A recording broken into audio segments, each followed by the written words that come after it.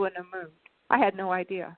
I told my husband how the school would be. You know, we moved here from Southern California, and I live in a rural area with about 8,000 people, and it's like farms and that kind of thing, and kind of low income. And I just never dreamed. I saw corporal punishment in the student handbook, and once you sign the page that they require you to sign and send back, saying you've read the handbook and whatever, that's giving them the permission, even though they don't need your permission, to spank your child. And I didn't know what corporal punishment was. I had to look it up. And I thought, oh, well, that's not going to be a problem. Our kids are all well-behaved and everything. Then the day came when my son was in 8th grade, and he said, you need to call my mom and dad. You can't do that to me. And, you know, they did call, and I told her, well, we don't do that to our kids. And I don't do that to our child. And then that's how I got involved in advocacy. Well, we certainly appreciate what you're doing. We're going to go to the phone lines in just a few moments. We're going to reach out to Aaliyah, and we got a few other callers that are on the line as well. Lucinda, any feedback before we go back to the phone line? Yeah, I work in a setting that is a therapeutic day school, and so in Illinois, and we were just told not too long ago that we cannot have seclusion rooms or the locked seclusion rooms.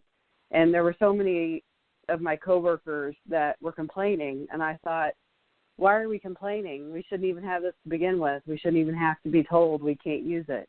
And so it was liberating because we shouldn't have to have it. And it really made a lot of my coworkers that were, like you said, Julie, being lazy, really have to work hard to build these relationships with these kids, which is what they should be doing already. And so in my placement, I'm 5'3", I'm not big at all, and so I'm not physically intimidating, but there hasn't been a time when one of those kids has raised a hand at me and they've raised a hand at someone else, because I have not had to. You. Right. I have not had to be intimidating, because I've worked on those relationships with those kids before I do anything else, because I'm not going to get anywhere without those relationships. So, I would never want to badmouth educators or people who are working with, especially kids with disabilities or that are, troubled kids that are acting out, because, they can be violent too. And I understand that they have to be able to deal with, these people, but there are safe ways that they can be trained in how to do that. Yeah, and those are the kids I work with. I work with the kids that do physically, verbally threaten the adults. I've been threatened many times, but there's no right. It's not. And one of the things that we've been doing as an agency and as a school is going out and educating other community schools about trauma-informed practices that they can be doing instead of the other things like corporal punishment or anything that's abusive, verbal abuse to the kids, making them feel like they're nothing. That's exactly correct. That's been really fun. That's been really important to the school that I work for, which is why I appreciate one of the reasons I love it. Yeah, because I can do something in a community. Even if I can't change it on a bigger level, I can do that in this community and at least create that awareness so the schools around here can know that there are other options. Yeah, that's so good. I thank you for sharing that with us, because I would never. I'm not about bad mouthing educators. I think that they're wonderful. It does take a lot of patience. It's got to be incredibly hard to do what they do every day and to take care of so many children, especially if they have acting out issues or some sort of learning disability or whatever. And I know they can be hard to to go with the program sometimes. But the answer isn't by using violence, and there are other techniques and positive no violence, no threatening, right. Positive reinforcements. You got to have that. No threatening behaviors, because we lead by example. If they see us, doing this, then they're going to mimic that. They're going to grow up and be, be and do the same thing as well.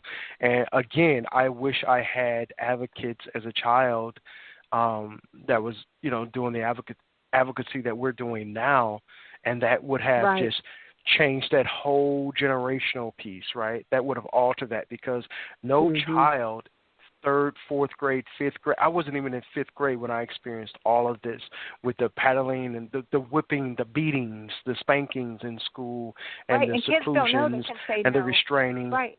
Yeah. But I taught all my kids when they were growing up to protect them from sexual abuse, because that happens a lot with people in your family or people that know them well or that have access to them. So you have to teach your kids, people don't have a right to be putting their hands on your body. That's they right. don't Because touching you. Yeah. Paddling is borderline sexual abuse as well. It absolutely is. It absolutely is. It's related. Like if you research it on the internet, you're going to see a lot of smut, because there are people that are, aroused by that thing. I think it's more of a power thing than anything. But it's dangerous, and we shouldn't be subjecting kids to that in schools at the hands of who knows. A lot of the people who work in schools, they have a big problem with sexual abuse of children anyway. And I'm not saying they're all bad, but it is a problem in our schools. And to be having them paddling or spanking kids, some people, will take advantage of that. They are into that kind of abuse of children and violence, and it's not. Yeah, we shouldn't be paying our tax dollars to have that happen to kids. We're gonna take a quick commercial break, and then we'll be right back. We're going to the phone lines. All the phone lines will be muted. We are going to a quick commercial break, and we'll be right back.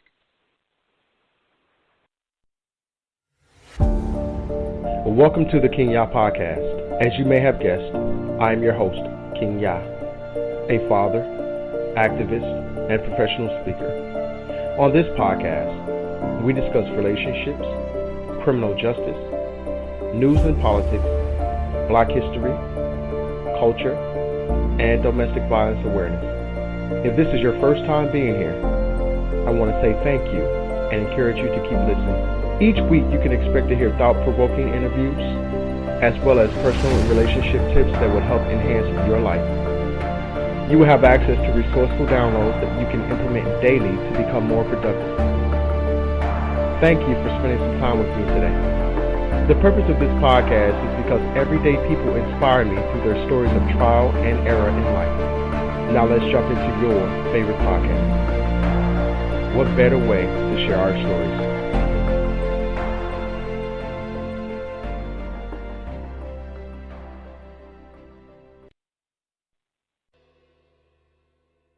If I could reach one person through an inspiring message, I'll say if you want success, pursue your dreams without permission. If they say you can't, you can. You captain your ship, your faith. If they say you won't, you will. You master your spirit, your life's purpose. If they say you are not, I am. You are the boss and master of your goals, your destiny.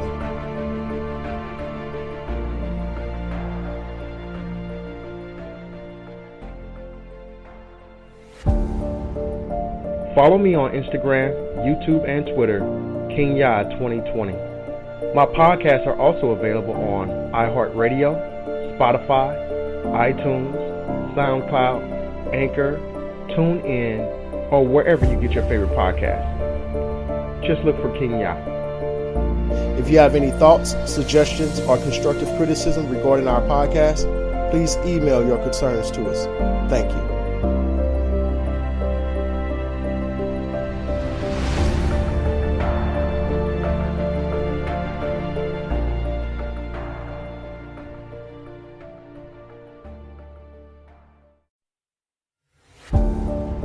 Welcome to the Kingya podcast. As you may have guessed, I am your host, Kingya, a father, activist, and professional speaker. On this podcast, we discuss relationships, criminal justice, news and politics, Black history, culture, and domestic violence awareness. If this is your first time being here, I want to say thank you and encourage you to keep listening. Each week you can expect to hear thought-provoking interviews, as well as personal and relationship tips that will help enhance your life. You will have access to resourceful downloads that you can implement daily to become more productive. Thank you for spending some time with me today. The purpose of this podcast is because everyday people inspire me through their stories of trial and error in life. Now let's jump into your favorite podcast. What better way to share our stories?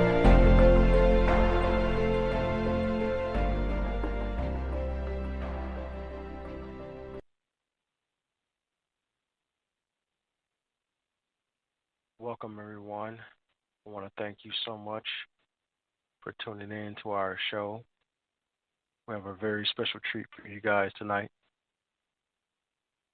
We want to welcome our special guest, Miss Julie Worley, who is a parent and grandparent of children attending schools in Houston County, Tennessee, and president of Tennessean for Nonviolent School Discipline.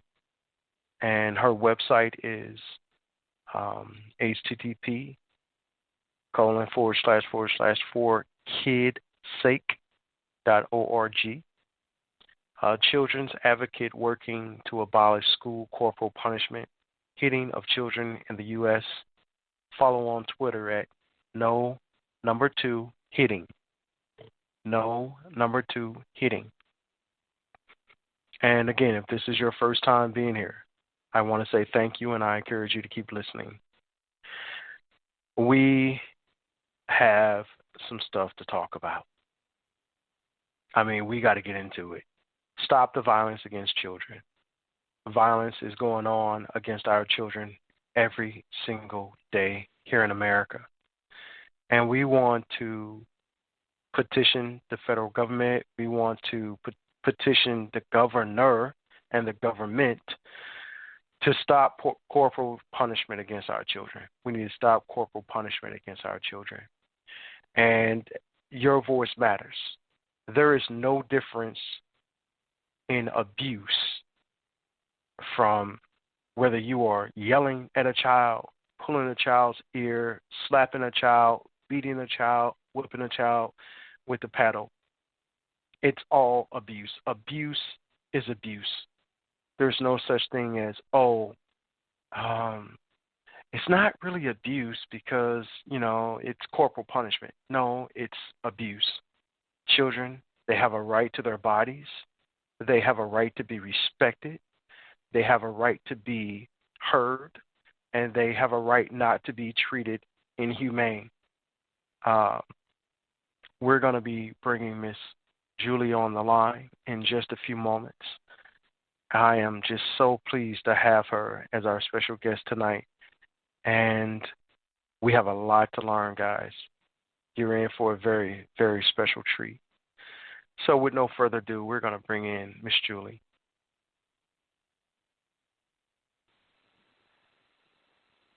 Hi, this is Julie. Hey, Julie. How are you? I'm doing great. I'm happy to be here.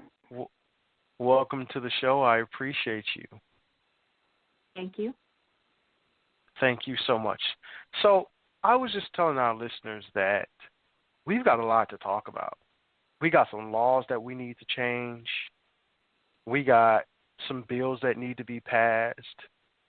And I just want to thank you for your resilience and for everything that you've done to shed light on this situation, right? On this appalling situation with our children. With this Stop the Violence Against Children piece, it's imperative that we continue this work. And you have shared some phenomenal information, and I appreciate you so much. I just want you to know that I really appreciate you. So with no further ado, let's get into it. Okay. Well, currently there's a bill in Kentucky to ban hitting children in schools, in the public and private schools in Kentucky, in the state of Kentucky. And we need that worldwide. We do. Oh, yes, and I think that is the direction that we're moving, and it's a painful journey making this change. It's necessary, and it's the right thing to do, but the resistance, sadly, comes down to politicians, and they're pandering to religious conservative-type people for their votes. And that's what it comes down to, because the medical community has been against this for a couple of decades, the American Academy of Pediatrics, urging our lawmakers to ban this hitting of children with wooden boards in schools. It's the deliberate infliction of physical pain, as corporal punishment. That's what corporal punishment is. And